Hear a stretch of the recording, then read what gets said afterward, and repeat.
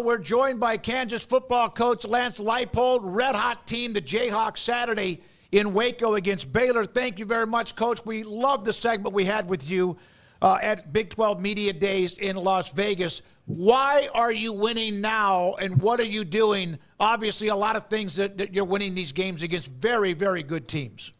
Well, good afternoon, guys, and it's great to be with you. I appreciate the opportunity. It's been an interesting year for us, definitely, and one that was extremely frustrating and disappointing to start for the first half of the season.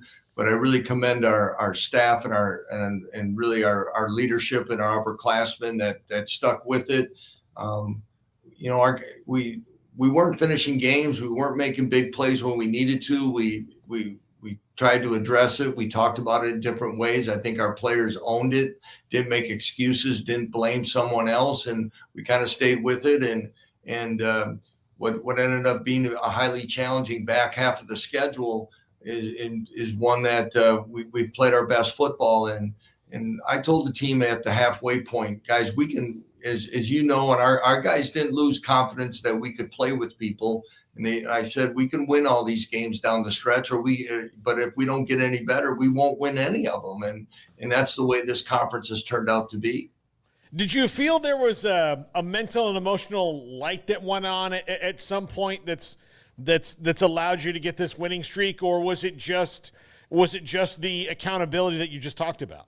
I can't say that there was like one thing that all of a sudden, boom, we started to do something and we changed something in practice or honestly, we didn't make any changes in personnel, and we just kind of stayed with it. We worked a little bit more on some 2-minute situations or some other ways that we could try to improve some of the things that weren't closing out games or halves and things like that. And I hope that has helped us a little bit, but I just think sometimes I've said this in many interviews, is we've talked about it for many years here, that really in a course of a football game, there's probably 3 to 5 plays that are going to highly dictate which direction the outcome happens. And we weren't making those plays happen for us on our end. And now we're starting to do that. And we all also tried to tell our guys, we need to play our best when our best is needed during the course of a game. And I think we've been able to do that and get stops and get some plays and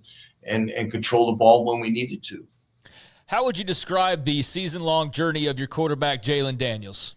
Well, again, Jalon's such a fine young man and a talented player. First half of the season is not what he wanted it to be. I think, there's probably a point of all of us, and it starts with the head coach who didn't do as well as he should have for the young man of gauging maybe if the word rust or what it was from not playing where it was. He didn't take any 11-on-11 snaps in the spring per se.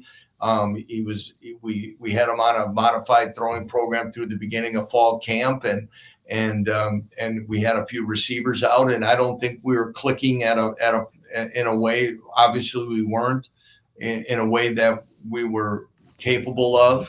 I think he tried to make too much happen. He put a little extra pressure on himself, tried to create some plays at times and some throws that he probably isn't making right now, and is better in the decision making and better in ball security, and that has given us a chance. And I think really from about the Arizona State game on, he's played to me like the Jalon Daniels of old, and he's continued to play really well for us here.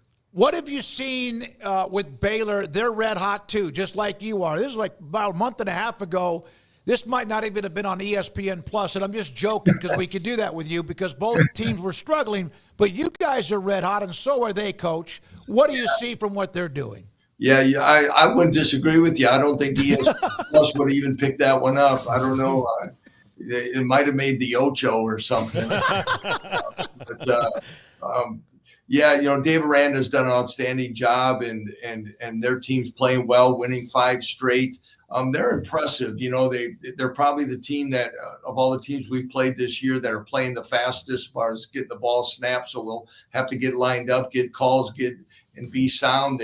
They're physical in the run game. Their offensive line is extremely physical. Their playmakers on the outside have been doing a good job. Once they've made the quarterback change, They've been kind of hitting on all cylinders, and like a lot of teams in this league, when you have playmakers and guys at all the positions, and they probably have as good a receiving tight end as we've seen this year, that stretch the field and do things.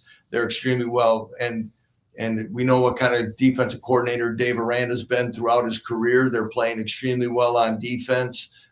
Again, aggressive and physical and sound.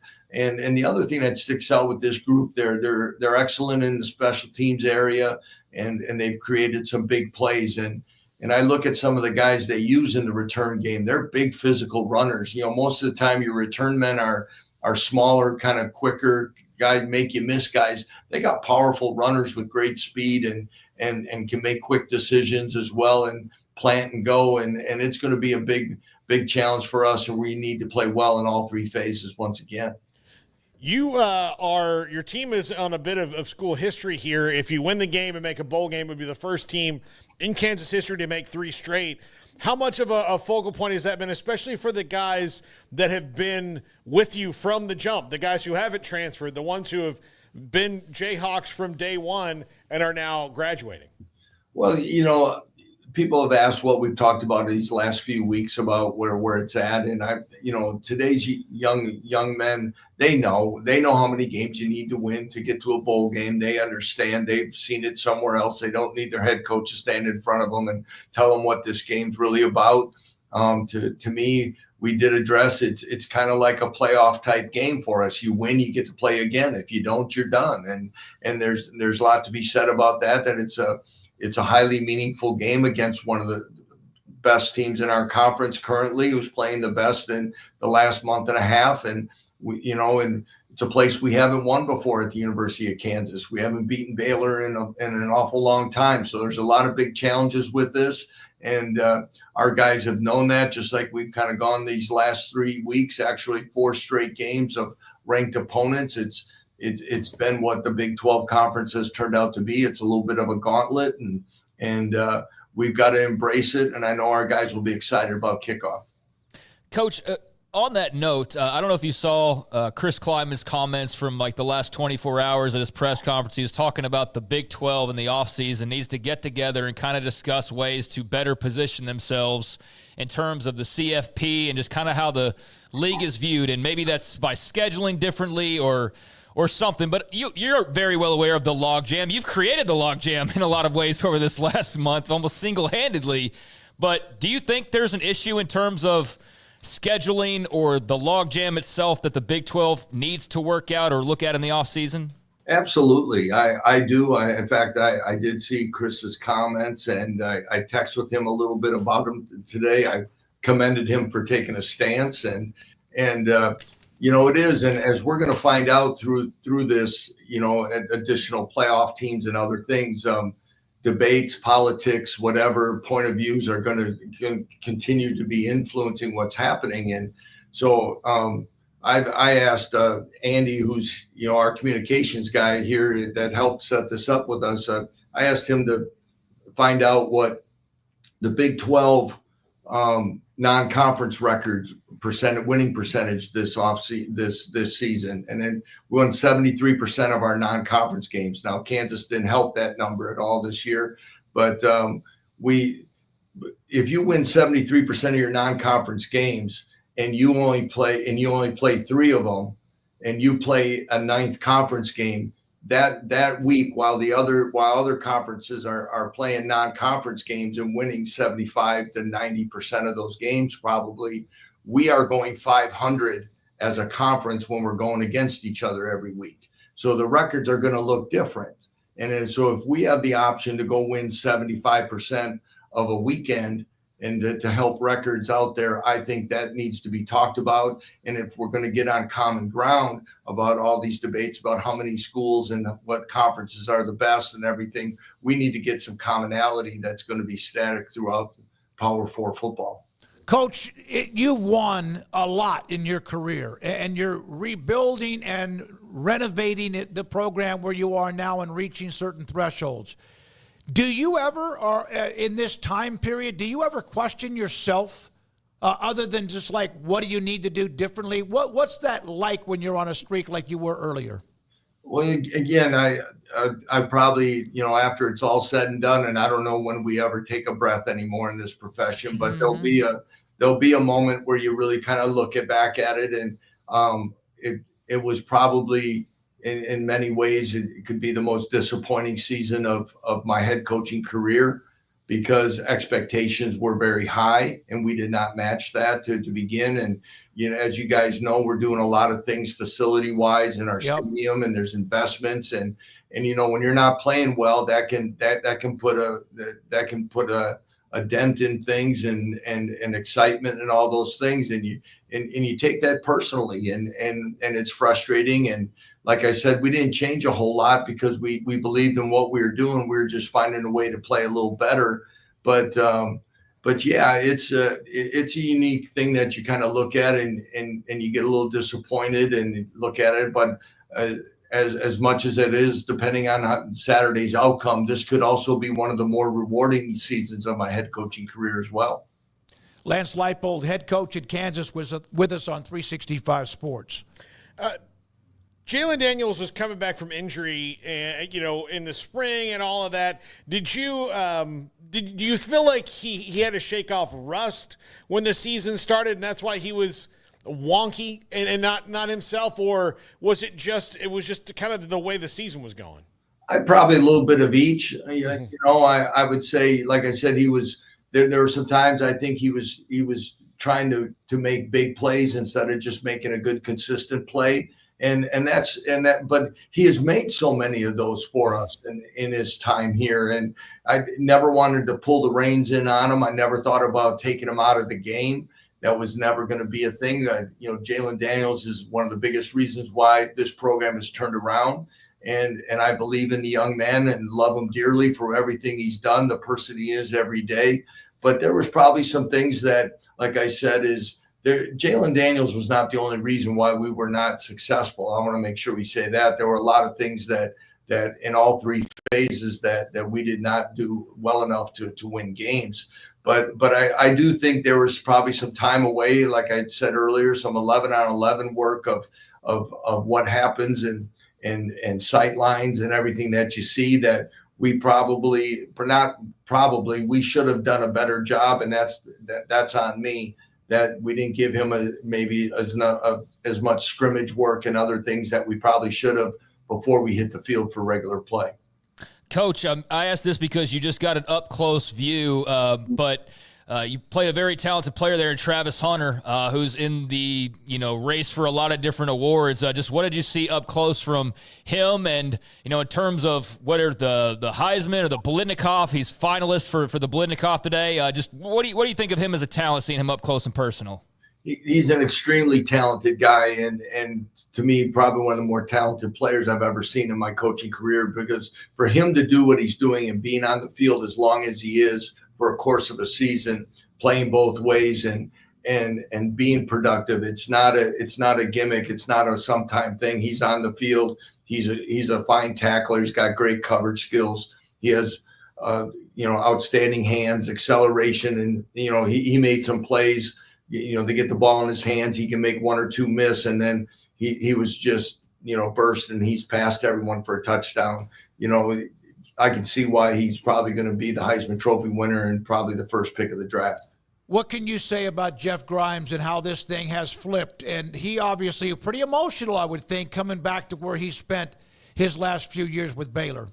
Yeah, Jeff's a consummate professional. He doesn't say much when it comes to this, but I know he has a lot of pride in how he goes about his work.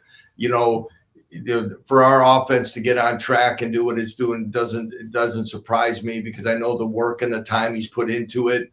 I again, just much like with Jalon, there's a lot of this that as the head coach, it's my responsibility, and I have to own the fact that I made Jeff learn this offense and do what we've been doing. And I don't want to say that he was uncomfortable in it, but I do know there's some adjustments, just like for anyone.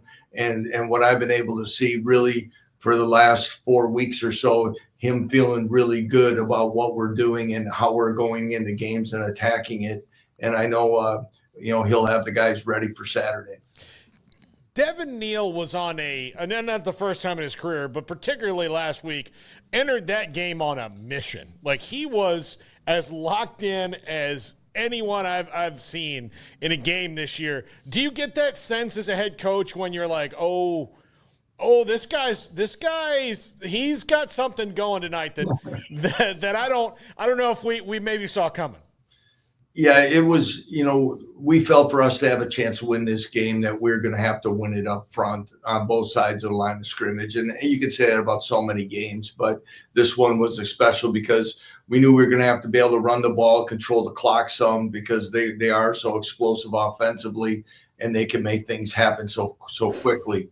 And it was one of those that even after the BYU game, he knew that he was going to be carrying the ball a little bit more this week. And at the same time, I think if you're going to write a script though we're not playing in Lawrence, but if you've got the local guy who stayed here, is playing his last home game, I don't know if there was more fitting ending for a guy in his regular season career as a Jayhawk for what that young man put up on Saturday. Yeah, that was very, very cool to see that. Coach, final thing from me, it's Thanksgiving week. You mentioned that, there's no break in the schedule. I was just curious, how does Thanksgiving sort of work? Are you a white meat, dark meat type of guy? And most of all, what are you thankful for?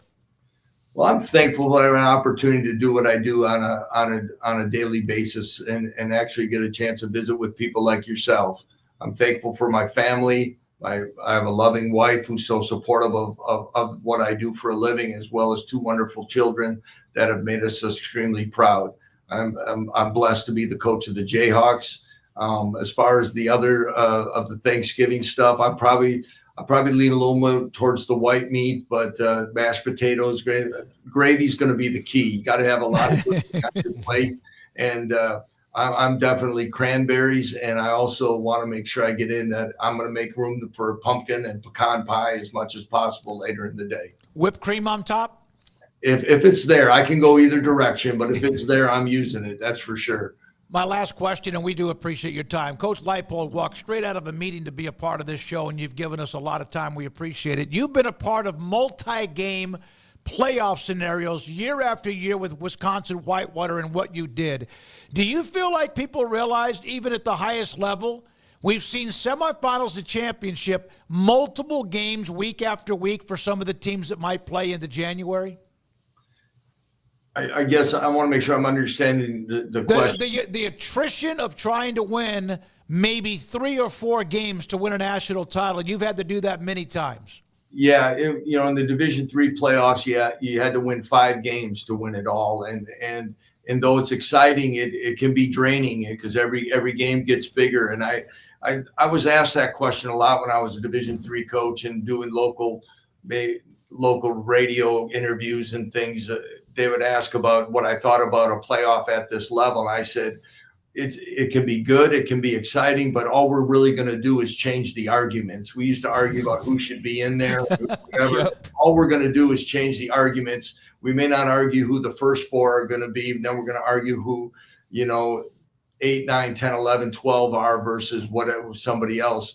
We just find new ways for talk shows to have topics, I think, and which isn't bad either, right? So, right. But I do think it's going to be interesting to see. I'll tell you what I am in favor of, guys, is those home field games, and I think it's going to be interesting to see games in the upper part of the country hosting games. I think it'll be an interesting way to see some of the rounds of the playoffs happen.